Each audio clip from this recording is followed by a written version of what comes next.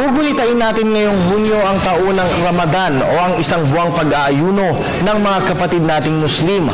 Umaasa naman ang ilang grupo sa Mindanao na sa pagtatapos ng Ramadan ay maisasabatas na ang Bangsamoro Basic Law. Ang ulat mula kay Princess Habiba Sari. Sa pagpasok ng bagong taon, panibagong pag-asa na naman ang simbolo nito para sa mga Muslim. Ngayong Hunyo 17 o 18 kasi inaasahan ng ating mga kapatid na Muslim ang taunang Ramadan, ang isang buwang hindi pagkain o pag-inom sa pagitan ng pagsikat at paglubog ng araw.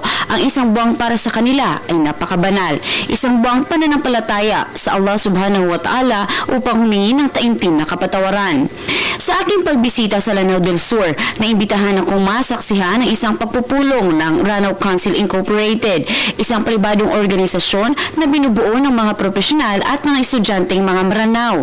Ito'y upang magsagawa ng mga programa bilang paghahanda sa Ramadan. Kabilang sa mga nais nilang ilunsad ang pagkakaroon ng isang programa sa telebisyon na magpapakita ng kahalagahan ng Islam at paggunit na inaasahang mapapanood sa local channel sa probinsya. Ito ay para sa lahat.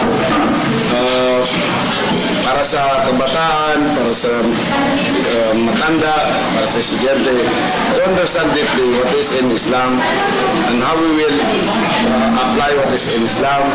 According to the history, we can be the basis of our Islamization. Sa kabila nito, inaasahan pa rin nila ang pagtatapos ng Ramadan kasama ang kanilang panalangin ay may sa batas ang Bangsamoro Basic Law, gaya na lamang ng tamang pagtuturo ng pakikipagkapwa at ng kapayapaan sa mga murang edad. Kagaya ng ginagawa ng Council in collaboration with other organizations, Muslim organizations in the Philippines, to promote peace in the country, to promote understanding through the media, televisions, and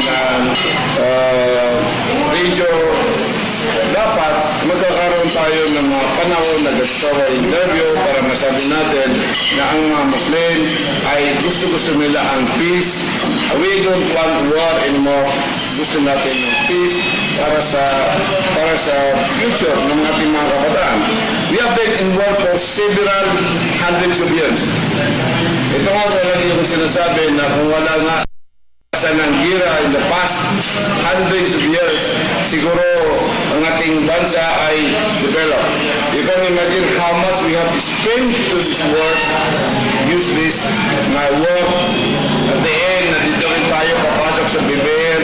Imagine mo, gano'n kalaki ang gastos ng ating gobyerno, gano'n kalaki ang namatay, gano'n kalaki ang pinsala. Ngayon, nitong linggo pa lamang ay inihayag na ng Senado na hindi nito mamadaliin ang pagbusisi sa BBL, kaya't hindi ito aabot sa itinakdang deadline na June 11. Bagkus, maaaring sa October pa ito maisa sa pinal.